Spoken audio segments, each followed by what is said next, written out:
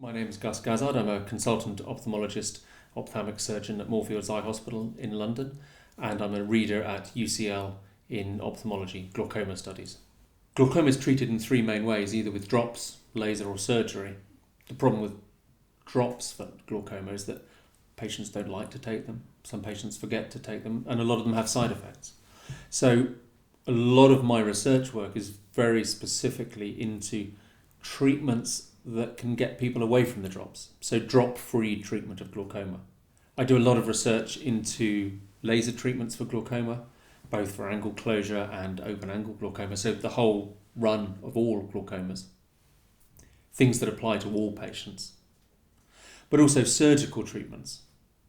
The laser treatment of glaucoma is particularly selective laser trabeculoplasty because it's very safe. It doesn't hurt, it's pain-free.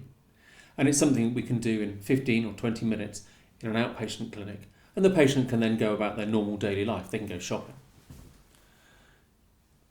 That treatment works very well at lowering the eye pressure for 2 to 5 years in the majority of people with very few side effects and very little risk, because as I say, it's very safe.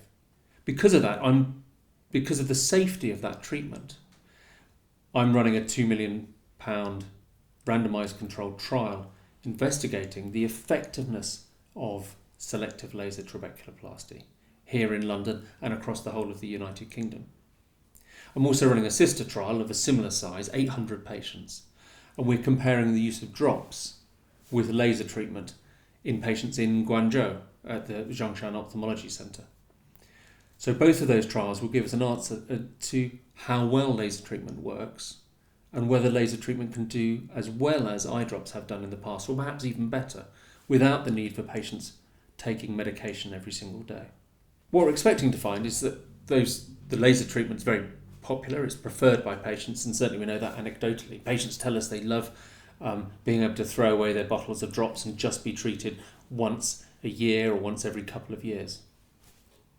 We're also expecting to find that they're much safer than we had previously thought.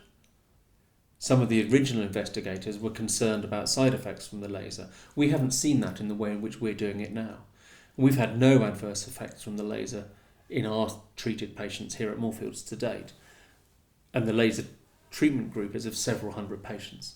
I think the biggest treatment for glaucoma is going to be in two areas. One is going to be the drop-free treatment with injectable medications that go in once every 6 months or once a year. And there are certainly those in trial now. We're running a study here at Moorfields looking at 6-monthly injections of medications into the eyeball that just sit there completely pain-free in a 5-minute outpatient procedure, so patients don't have to take a bottle of drops home with them. For more advanced glaucoma, we're doing a lot more surgery now than we were doing in the past a few years ago. Surgery is much safer. The range of surgeries that we can do is much, much wider than it used to be. So now there are small stents. The smallest device implanted into the body is a glaucoma stent, about 1 millimetre long, made from titanium, that can be planted into the Schlemm's canal, which is part of the normal drainage channel, that lets fluid flow out of the eye more easily than it does in normal patients with glaucoma. So their pressure comes down. So at the same time as cataract surgery, I'm implanting small stents into Schlemm's canal, longer, flexible myotelium stents into Schlemm's canal to strengthen or open up the drainage channels. And also other forms of stents which completely bypass the normal natural routes of drainage. All of those things are meaning that we can lower eye pressure safely, simply, without risk, and without the need for medication in a lot of patients. All of these newer types of glaucoma surgery are generally termed minimally invasive glaucoma surgeries. And that's because they are less invasive, they're safer, they're quicker, they're simpler than what went before. So older forms of surgery we still do. Trabeculectomy surgery is still a very powerful way of reducing eye pressure and saving vision for people with glaucoma.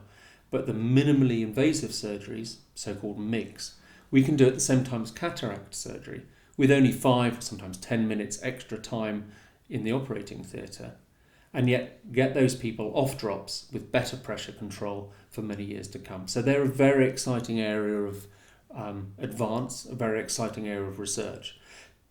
That's the reason that one of my next projects is a big randomised controlled trial with UCL and one of the clinical trials units here to investigate the different types of minimally invasive glaucoma surgery and see which of those is best for which patients. So I'm now investigating a number of different techniques, including the Hydrus implant, the Zen gel implant, the iStent, all of those individual techniques, and we want to compare each one of them against each other.